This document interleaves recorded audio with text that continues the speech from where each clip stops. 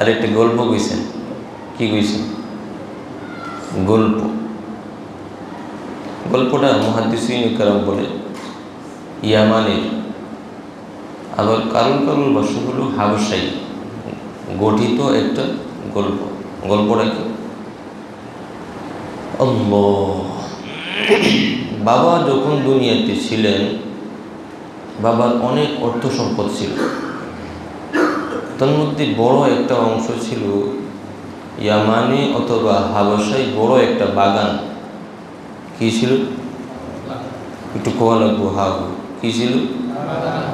বড় একটা বাগান ছিল, আঙ্গুরের বাগান, অর্থাৎ ফলমূল ইত্যাদির বাগান, ফল ফসলের বাগান। তো ওইটার মাধ্যমেই তাদের জীবিকার লভ্যাংশ আসতো এবং সিংহভাগ তাদের উপার্জনের মেইন উৎস ছিল সেই বাগানটা। এবং বাবা এই বাগানটাকে খুব ভালো করে পরিচর্যা করতেন, যত্ন নিতেন, কোনো কিছু যেন এদিক সেদিক না হয়, সমস্যা না হয়, এটার প্রতি খুব বাবা খেয়াল রাখতেন। সব কিছুর পরে বাবা আরেকটা বড় হিসাব নিকাশ করতেন। এই বাগান থেকে যেই অর্থ আসছে, সেই অর্থ থেকে নির্দিষ্ট যেই অংশ গরিবদের রয়েছে সেটা তিনি আগে প্রদান করতেন। ঘরে ঢুকানোর আগেই গরিবদের যে অংশ, এটা গরিবদেরকে বুঝিয়ে দিতেন। এরপরে নিজের যে অর্থটা আছে এটা কী করতেন? ঘরে নিয়ে আসতেন। কথা বুঝতেছেন না? তার মানে গরিবেরটা দিয়ে তারপরে নিজেরটা ভাগ করতেন। এমন না নিজেরটা আগে ঢুকাই এলাম পরে গরিবদেরটা চিন্তা, বরং ওনার সবসময় ছিল আগে গরিবদের হক বুঝিয়ে দিয়ে তারপর নিজেরটা তিনি নিতেন। কিন্তু সন্তানরা যখন হালকা বুঝে উঠতে শুরু করছে, তারা কই বুঝলাম না, বাবা যে কি মূর্খ, বাবার মতো মূর্খ মনে হয় দুনিয়াতে আর কেউ নাই। এই একটুরই টিহা বুঝি গরিবদেরকে দেওয়ান লাগে, এইটা যদি না দিত তাহলে না জানি আমরা কয়েকদিন ধনী হয়ে যেতাম। এই টনকে টন মাল বাবা গরিবদেরকে দিয়ে দেয়, এটি রাখলে তো আরও আমরা চলতে পারতাম, স্বাচ্ছন্দ্যে খাইতে পারতাম, সবকিছু রিল্যাক্সে চলতে পারতাম। বাবার মতো বোকা বুঝি দুনিয়া কেউ নাই। কথাটা বুঝতেছে? তো এটা কাদের ধারণা? সন্তানদের ধারণা। কিন্তু বাবা সন্তানদের কথা শুনবো? বাবার মতোই প্রত্যেক বছর যাকাতের হিসাব যখনই আসে তখনই যাকাত দিয়ে দেয়। সদকাতুল ফিতির যখনই সময় হয় সদকাতুল ফিতির দিয়ে দেয়। প্রতি মাসেই প্রত্যেকটা সময়ে প্রত্যেকটা মুহূর্তে গরিবদের যখন হক আসে, গরিবদের হক আগে বুঝিয়ে দেয়। অর্থাৎ গরিবদের হকের ক্ষেত্রে সর্বদাই তিনি সজাগ ছিলেন। বিন্দু পরিমাণ সম্পদ গরিবদের কখনো মাইরা খাই নাই। বাবা যখন দুনিয়া থেকে বিদায় হয়ে চলে গেছে, 3টা সন্তান রেখে গেছে। সন্তানরা এখন এই জমির মালিক হয়ে গেছে, বাগানের মালিক হয়ে গেছে। বাগানের মালিক হওয়ার পরে এই বছরও আগের মতো ফলমূল আসছে। ফলমূল আসার পরে যখন কাটার সময় হয়েছে, এখন তারা পরামর্শ করতেছে, ফল ফসল তো কাটার সময় চলে আসতেছে। একজনে বলতেছে এইবার কিন্তু আমরা সাবধানে ফল মূল সবগুলোই কাটবো, খুব সতর্কতার সাথে কাটবো, একটা ফলও যেন এই দিক সেদিক না হয় সেই দিকে আমরা খেয়াল রাখবো। বুঝতেছেন? হিসাব নিকাশ খুব ভালো করে নিব। ইযা কাসামু লা ইয়াসরিমুন্নাহা মুসবিহিন। কাটার যখন সময় একেবারেই ঘনায় আসছে, আগের দিন তারা পরামর্শের মধ্যে বসছে, পরামর্শ করে কসম খায়া বলতেছে ইযা কাসামু লা ইয়াসরিমুন্নাহা মুসবিহিন। আগামীকালকে সকালবেলায় আমরা ফলমূল কাটতে যাব, বাগানের ফলমূল সব সংগ্রহ করতে যাব। ওয়ালা ইস্তাসনুন, কিন্তু ইনশাআল্লাহটা পর্যন্ত বলে নাই। ওয়ালা ইস্তাসনুনের অর্থ কি? ইনশাআল্লাহ বলে নাই। কি বলে নাই? ইনশাআল্লাহ বলে নাই। তারা আরও পরিকল্পনা করছে, ফাতানাদাউ মুসবিহিন, সকালে কানাঘুষা করতে আসে, এমনভাবে যাইব যেন কোনো ভিক্ষুক টের না পাই, যেন কোনো গরিব টের না পাই, যেন কোনো অসহায় টের না পাই। টের পাইলে গেলে দেওয়া লাগবে, টের পায়ে গেলে কী করা লাগবে? দেওয়া লাগবে। আশায় বই থাকবো। বাবা যখন ফলমূল কাটছে তারা তাদের হক আগেই বুঝে নিয়ে নিছে, সুতরাং আমরাও যখন ফলমূল কাটবো তখন তারাও হক বুঝে নেওয়ার জন্য আসবে, তখন না দিয়ে পারা যাইব না। সুতরাং এমনভাবে যাওয়া লাগবো যেন কেউ টের না পায়, এমনভাবে কথা কোয়া লাগবো কেউ যেন শুনতে না পায়। বুঝতেছেন কথা? হ্যাঁ। ফানতালাকু ওয়া হুম ইয়াতাখাফাতুন, ঘুম থেকে উঠছে সকালবেলায়, ওইটা কানাঘুষা করতেছে কোন রাস্তা দিয়ে যাইবে, কোন দিক দিয়ে গেলে ভালো হবে, জোরে কথা কইতেছে না যেন অন্যরা কী করব শুই না যাইব। যদি টের পাওয়া যায় তাহলে তো আবার হাজির হয়ে যাইব আমাদের হক দেওয়ার লাইগা। আল্লাহ ইয়াদখুলান্নাহাল ইয়াওমা আলাইকুম মিসকিন, একজন কইতে আছে আল্লাহ ইয়াদখুলান্নাহাল ইয়াওমা আলাইকুম মিসকিন, আজকে যেন একটা মিসকিনও আসতে না পারে, এটার প্রতি সর্বোচ্চ সজাগ থাকতে হইব। মিসকিন একটা মিসকিনও যেন আসতে না পারে, এটার প্রতি কী রাখতে হইব? কর না, খেয়াল রাখতে হইব। মানে আজকে কোনো মিসকিন আসতে দেওয়া যাইব না, এইটার প্রতি সর্বোচ্চ সজাগ থাকতে হইব, সজাগ রাখতে হইব। লাগলে পাহারাদার যদি দাঁড় করাইতে হয় তাহলে পাহারাদার দারোয়ান দাঁড় করাইতে হইব, তারপরে বাগানে কাউরে ঢুকতে দেওয়া হইব না। এটা হলো তাদের অন্যতম মিশন। আজকে ফলমূল কাটার আগেই তাদের এটা বাস্তবায়ন করার চেষ্টা করতেছে।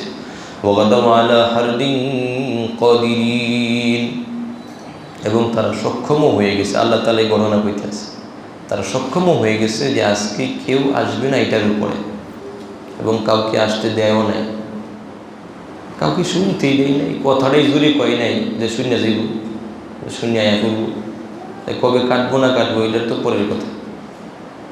কাউকে কোনো বুঝতে দেয় নাই, টেরও পাইতে দেয় নাই। ফালাম্মা রাআউহা ক্বালু ইন্না লাদাল্লুন, আসতে আসতে বাগানের একেবারে নিকটবর্তী, দূর থেকে বাগান দেখতেছে, বাগান তো আগের মতো নাই, বাগানের যে সজীবতা ছিল এটা তো কোনো কিছুই দেখতেছি না, বাগান তো খালি খালি লাগতেছে, কি হলো না হলো কিছুই বুঝতেছি না। একজনে কয় না মনে হয় ভুল দেখতেছে, আরে না সামনে গিয়ে দেখো না। তিন ভাই তো, কই ভাই? তিন ভাই গল্প করতে করতে যাইতে আছে। ফালাম্মা রাআউহা ক্বালু ইন্না লাদাল্লুন, যখন তারা বাগানকে দেখছে, ক্বালু ইন্না লাদাল্লুন, তারা কইতে আছে আমরা মনে হয় পথ হারাইয়া ফেলছি, মনে হয় ভিন্ন পথে চলে আসছে। কারণ আমাদের বাগানের মধ্যে আঙ্গুরে একবারে ভরে গেছে, আপেলে ভরে আছে, কমলায় ভরে আছে, বাগানের তো কোনো অস্তিত্বই খুঁজে পাইতেছি না, মনে হয় আমরা অন্য পথে চলে আসছি, আমাদের পথ মনে হয় ভুল হয়ে গেছে। বুঝেন নাই? কই কানাউনা হইতে বা ধরছে, কানাউলা ধরে না? হ্যাঁ, সারা রাত ভর ঘুরায় হেরে ফজরের সময় বাড়ির সামনেই, তারপরে বাড়ি খুঁজে পাই না। তারাও মনে অনুভক্তি আছে, মনে হয় আমাদেরকে কানাওয়ালা পাই গেছে, উল্টা পথে মনে হয় হাঁটতে আছে। কিছুক্ষণ পরে অনেকক্ষণ ঘোরাঘুরি করছে, ঘোরাঘুরি করে আবারও এই জায়গার মধ্যেই আসছে, আয়সা দেখে বাল নাহনু মাহরুম, আয়সা দেখে না রাস্তা তো ঠিকই আছে, পথও ঠিকই আছে, আশাও ঠিকই আছে, সবই ঠিক আছে, কিন্তু বাগানের ফলমূল গেল কই? প্রত্যেক বছরে টনকে টন এখান থেকে আঙ্গুর নেওয়া হয়েছে, আপেল নেওয়া হয়েছে, কমলা নেওয়া হয়েছে, মালটা নেওয়া হয়েছে, এই বছর তো একটাও দেখি না। ফাসবাহাত কাসরিম, বাগানে আইসা দেখছে বাগান ফুলটা কাটা, শস্য ক্ষেতের মতো, ধান গম ক্ষেত কাইটা ফেললে যেরকম এরকম হয়ে আছে, না কোনো আপেল আছে, না কোনো কমলা আছে, না কোনো মালটা আছে, কোনো কিছুই নাই। কাটা ক্ষেত যেরকম এরকম হয়ে আছে। ফাতাফা আলাইহা তাইফুম মির রাব্বিকা ওয়া হুম তারা যখন ঘুমন্ত অবস্থায় ছিল তখনই আল্লাহ পাক রব্বুল আলামিনের পক্ষ থেকে এমন এক বিপর্যয় আসছে যে বিপর্যয় পুরা বাগান একেবারে গ্রাস করে নিয়ে গেছে। ফাতাফা আলাইহা তাইফুন এর অর্থ হলো ঘূর্ণিঝড়। কি ঘূর্ণিঝড়, ঝঞ্ঝাবায়ু এমনভাবে পাইছে একেবারেই বাগানকে গ্রাস করে নিয়ে গেছে। ওয়াহুম নাইমুন, যখন তারা ঘুমন্ত, আগের দিন পরিকল্পনা করে থুয়ে দিছে এমনভাবে আমরা ডুববো একটা মিসকিনও যেন না আসতে পারে, এমনভাবে আমরা ডুববো একটা ফকিরও যেন টের না পাই, এমনভাবে আমরা ডুববো আগামীকালকে যেন আমাদের পুরাপুরি হক আমরা বুঝে নিয়ে আসতে পারি। বাবা তো কখনো পুরাপুরি হক বুঝে নিয়ে আসতে পারে নাই, কিন্তু আমরা কালকে এই মিশন সফল করেই ছাড়ব। সফল করার মালিককে আওয়াজ দিয়ে বলেন, সফল করার মালিককে, দেনেওয়ালাকে, নেনেওয়ালাকে, হায়াতের মালিককে, মৌতের মালিককে, আমার আপনার মালিককে, এই জমিনের মালিককে। সমস্ত কিছু একমাত্র কার হাতে? আল্লাহর হাতে। কিন্তু তারা কি বিশ্বাস করছিল? আর বাবার কি বিশ্বাস ছিল? বাবার এই বিশ্বাস ছিল আল্লাহ পাক রব্বুল আলামিন আমার বাগানের মধ্যে ফলমূল দিতেছেন, আল্লাহ পাক রব্বুল আলামিনের এই বাগানের মালিক, সুতরাং এই বাগান থেকে যারা পাওনাদার তাদের সকলের হক আমাকে বুঝায় দেওয়া এটা আমার দায়িত্ব এবং কর্তব্য। বুঝায়ও দিতেন পুরাপুরিভাবে। প্রত্যেক বছর ফলমূলও আসতো, কিন্তু সন্তানরা যখন হাতে পাইছে তখন তারা ভাবতেছে বাবা কত বড় বোকা ছিল, গরিবদের হকটা আগেই বুঝাই দিছে আর আমাদেরটা পরে আনছে। এত বড় বোকা বুঝি দুনিয়ার বুকে আরও কি বাসেনি? কত বড় চালাক হইলে এরকম সল্লাহ পরামর্শ করতে পারে? কিন্তু আল্লাহ পাক রব্বুল আলামিনের কুদরতি কারিশমা, তারা সব কিছুই পরামর্শ করে বাস্তবায়ন করে রাখছে। আগের দিন রাত্রিবেলায় শোয়ার আগেই সব মিশন সফল করার চিন্তা করে রাখছে, কিন্তু ঘুম থেকে উঠে দেখে মিশন তো আগেই সব কাম সারা হয়ে গেছে। যা কিছু খাবার সব কিছুই খায়া চলে গেছে। একটা ফলও খুঁজে পাচ্ছে না, একটা আঙ্গুরও খুঁজে পাচ্ছে না, একটা আপেলও বাগানের মধ্যে নাই, একটা মালটাও বাগানের মধ্যে নাই। কি হলো না হলো, বাগানের সব কিছু কে নিয়ে গেছে? হ্যাঁ, ঘূর্ণিঝড় খায় গেছে। মূলত কি ঘূর্ণিঝড় কি পাঠাইছে? কে পাঠাইছে বলেন? একটু আওয়াজ দিয়ে বলেন কে? আবার বলেন কে? আল্লাহ। আল্লাহু হাজিরি, আল্লাহু নাজিরি, আল্লাহু মাই। এখান থেকে শিক্ষা দিয়ে দিছে। তারা ক্ষেতের মধ্যে আসছে, বাগানের মধ্যে আসছে। প্রথমে কইছে কানাউলা ধরছে, পরে কো না না না, বাল নাহনু মাহরুমুন। আরে আমরা বঞ্চিত, আমরা কি বঞ্চিত, একটা কোনো কিছু পাই নাই। قال أوسطهم ألم أقل لكم لولا تسبحون। তিন ভাইয়ের মধ্যে মেজু ভাই একটু ভালো টাইপের ছিল। তিনজনে তো আর এক রকম হয় না। কারোর মধ্যে দিনদারি একটু বেশি থাকে, কারোর মধ্যে দিনদারি একটু কি থাকে, কম থাকে। এই তিনটার মধ্যে মেজুটা একটু ভালো টাইপের ছিল, তার মধ্যে একটু নীতি নৈতিকতা ছিল। সে বলতেছে ক্বালা আওসাতুহুম আলাম আকুল লাকুম লাউলা তুসাব্বিহুন।